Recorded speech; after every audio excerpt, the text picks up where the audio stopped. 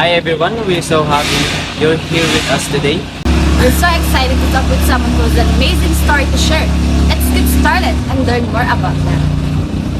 Before we dive into the questions, let's get to know our guest a little better. Can you please introduce yourself? What's your name? And how old are you? And what do you do? Okay, I'm Mr. Ramil Echanose. I'm 44 years old and I'm a teacher in a public school. Turo ako sa Amang Rodriguez Elementary School at Baritan, Palamon City. Thank you for sharing. We're so excited to hear more about your life and the lesson you've learned. Yes, let's get started. Growing up isn't always easy. Can you tell us about some of the problems you faced when you were younger? Kung yung paglaki ko, talagang napakarami kong pinagdaanan kasi I was 3 years old when my mother was died, and at that time talagang nandoon ako sa sitwasyon na talagang hindi ko alam pa kung paano lumaban kasi nga wala akong pamilya. Yung tatay ko hindi rin naman ako inasikaso, pero buti na lang meron akong lola na nagpalaki sa akin. And doon sa mga panahon na yon talagang struggle kasi syempre hindi ko naranasang maging bata dahil nga bata pa lang ako, talagang puro trabaho na. Dahil nga yung sistema ng buhay namin hindi naman kami mayaman, lumaki talaga ako sa hirap. Karinderya, yan, sa babuyan. marami akong pinagdaanan. Next question po. And how did you deal with those problems? Was there something that helped you stay strong?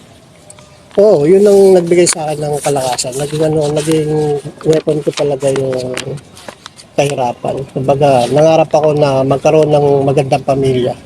Kasi nga, hindi ko naranasan. Kaya, yun yung naging batayan ko para maging, not necessarily maging successful, pero maging maayos yung buhay. Dumaan din ako sa punto na talagang nabisyo, nabarkada, nagkaroon ng maraming pagsubok, pero naging daan din yun para lalong maging matibay, lumaban sa buhay. People say studying and working hard can change your life. How did doing those things help you get to where you are now? Oo, totoo yun. Bago ako nakatapos, talagang kung ano-anong trabaho yung pinagdaanan ko. Dahil nga wala nang magpapaaral sa akin, yung tita ko na siyang naggapang sa akin para magpaaral, pinapalitan ko yun. Kumbaga, trabaho sa bahay, trabaho sa mga nila, tindahan nila. Para ako naging alipin at that time, pero hindi ko naman pinagsisisihan yun dahil yun din yung naging dahilan para ma-overcome ko yung mga struggle na nangyari sa buhay ko. Okay. Next question po. Was there a time when you worked really hard or did something special to reach your goals? Oo, yes.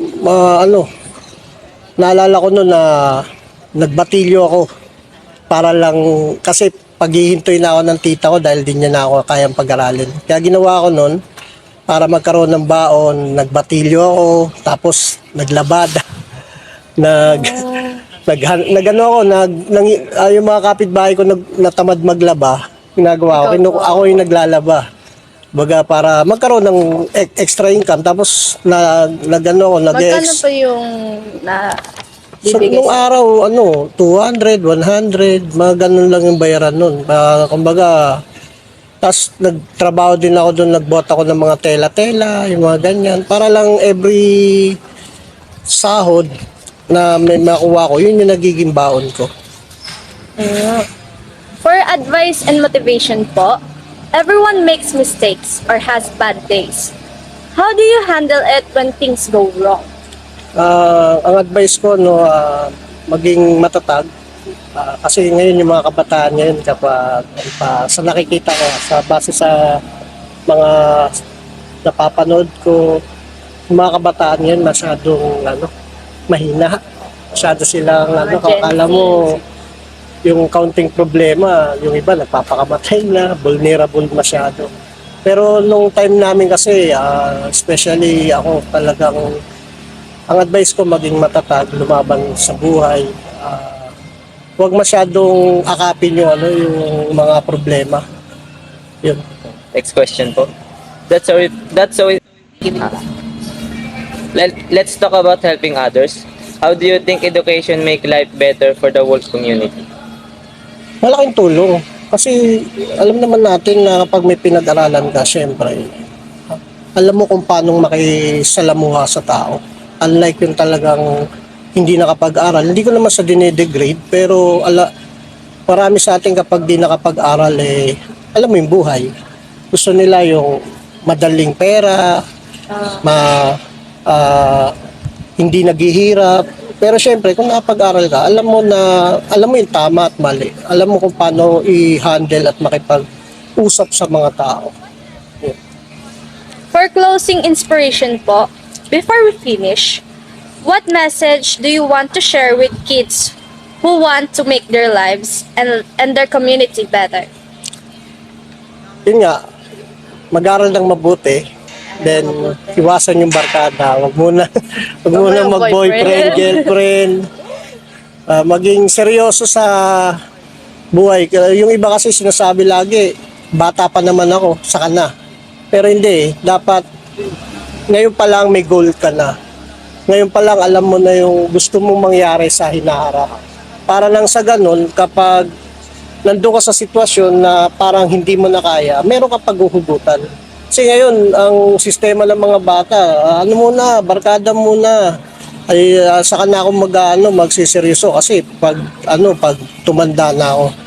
Pero yun nga, yung advice ko, talagang seryosohin yung pag-aaral. Wag yung nandun ka lang sa sistemang easy go lucky. Thank you so much for sharing your story. You've given us all a lot to think about. Yes, thank you for being here. You're such an inspiration to us all. Okay, thank you rin. Thanks everyone for listening. See you next time. Bye-bye. Bye-bye. Bye-bye. Bye-bye.